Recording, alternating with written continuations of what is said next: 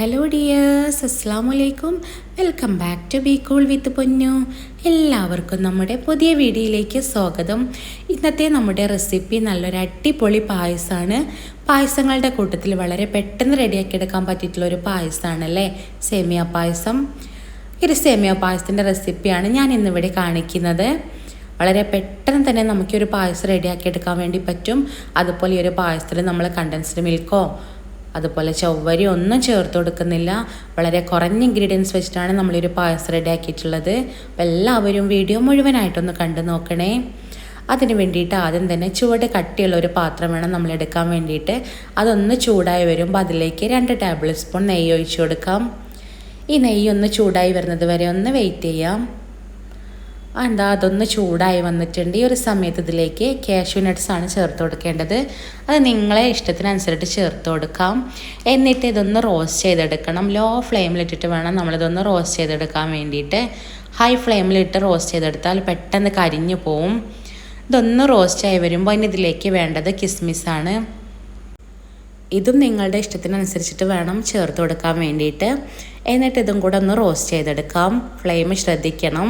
Law ഫ്ലെയിമിലിട്ടിട്ട് വേണം ഇതൊന്ന് റോസ്റ്റ് ചെയ്തെടുക്കാൻ വേണ്ടിയിട്ട്. ഹൈ ഫ്ലെയിമിലായാൽ ഇത് കരിഞ്ഞു പോവും. അതുപോലെ തന്നെ ഈ ഒരു നെയ്യും നമുക്ക് പിന്നെ ഉപയോഗിക്കാൻ പറ്റില്ല.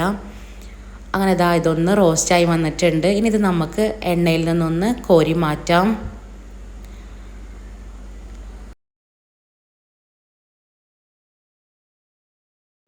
അതൊന്ന് കോരി മാറ്റിയിട്ടുണ്ട്.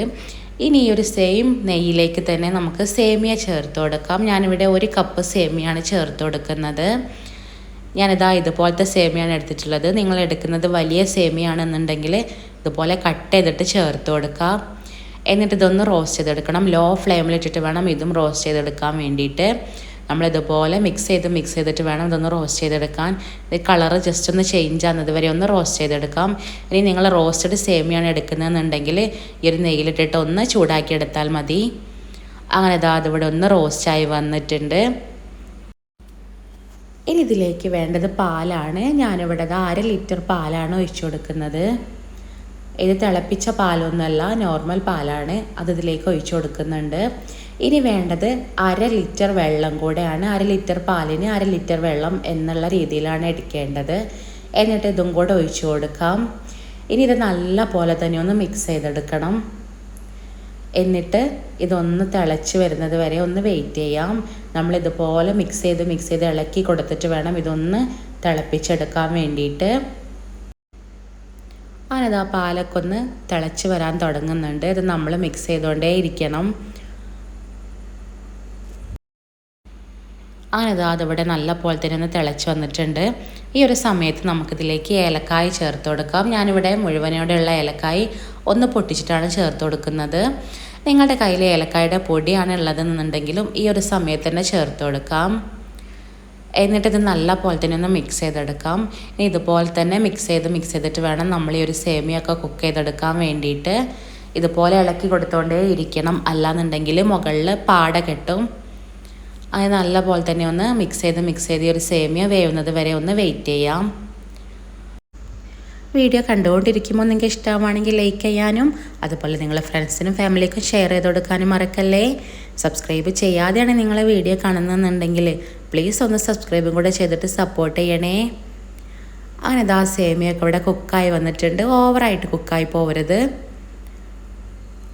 ഇനി ഇതിലേക്ക് നമുക്ക് വേണ്ടത് 1/2 ലിറ്റർ പാലും കൂടെയാണ്. നോർമലായിട്ടുള്ള പാലാണ്, തിളപ്പിച്ച പാലൊന്നുമല്ല. 1/2 ലിറ്റർ പാലും കൂടെ നമുക്ക് ഈ ഒരു സമയത്ത് ഇതിലേക്ക് ഒഴിച്ചു കൊടുക്കാം. പാലും കൂടെ ഒഴിച്ചു കൊടുത്തു കഴിഞ്ഞാൽ ഇനി ഇതിലേക്ക് വേണ്ടത് പഞ്ചസാരയാണ്. നിങ്ങൾക്ക് എത്രയാണോ മധുരം വേണ്ടത് അതിനനുസരിച്ചുള്ള പഞ്ചസാര ചേർത്ത് കൊടുക്കാം. എന്നിട്ടിത് നല്ല പോലെ തന്നെ ഒന്ന് മിക്സ് ചെയ്തിട്ട് ഒന്ന് തിളക്കുന്നത് വരെ ഒന്ന് വെയിറ്റ് ചെയ്യാം. ഇതുപോലെ തന്നെ മിക്സ് ചെയ്ത് വേണം ഇതൊന്ന് തിളപ്പിച്ചെടുക്കാൻ വേണ്ടിയിട്ട്. ഇത് കുറച്ച് സമയം ഒന്ന് മിക്സ് ചെയ്യുമ്പോഴേക്കും തന്നെ തിളച്ച് വരും. ഒരു 2 മിനിറ്റ് ഒന്ന് തിളച്ചാൽ മതി. ഓവറായിട്ട് തിളച്ച് പോവണ്ട. അപ്പോൾ അതുവരെ ഒന്ന് നമുക്ക് വെയിറ്റ് ചെയ്യാം.